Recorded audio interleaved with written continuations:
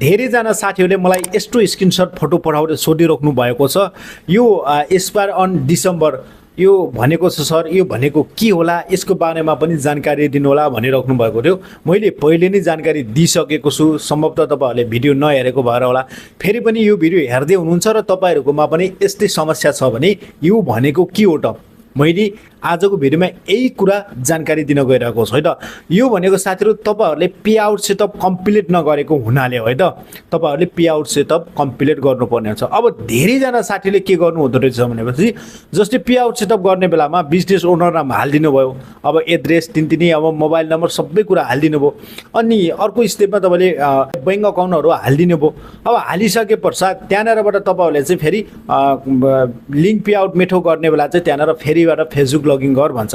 अब त्यति गर्दाखेरि साथीले के सम्झिनु हुँदो रहेछ, ल मेरो पे आउट चाहिँ सेटअप भयो है त भनेर सोच्नु हुँदो रहेछ क्या, अनि ब्याक हुनु हुँदो रहेछ। अनि त्यो ब्याक भइसकेपछि अझै तपाईँको एउटा चिज गर्नुपर्ने हुन्छ, त्यो भनेको साथीहरू ट्याक्स इन्फर्मेसन है त।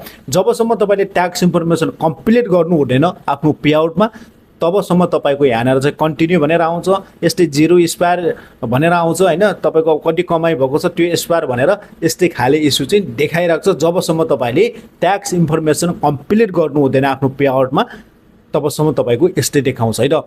अब यो ट्याक्स इन्फर्मेसन कसरी कम्प्लिट गर्ने, जस्तै अब तपाईँले फेरिबाट फेसबुक लगइन गर्नुपर्ने हुन्छ, अनि कन्टिन्यूमा गएर ट्याक्स इन्फर्मेसन कम्प्लिट गर्नुपर्ने हुन्छ, मिस्टेक नगरेर है त। यो गर्नुभयो भने तपाईँको यो जो समस्या देखिरहेको छ यो चाहिँ एकदमै ठिक भइहाल्छ। र फुल भिडियो हेर्नको लागि आरपिबी टेक्निकल युट्युब च्यानलमा जानुहोला र तपाईँहरूले केही कुरा बुझ्नु भने कमेन्ट बक्समा कमेन्ट गरिदिनु होला, म अर्को भिडियो लिएर आउनेछु।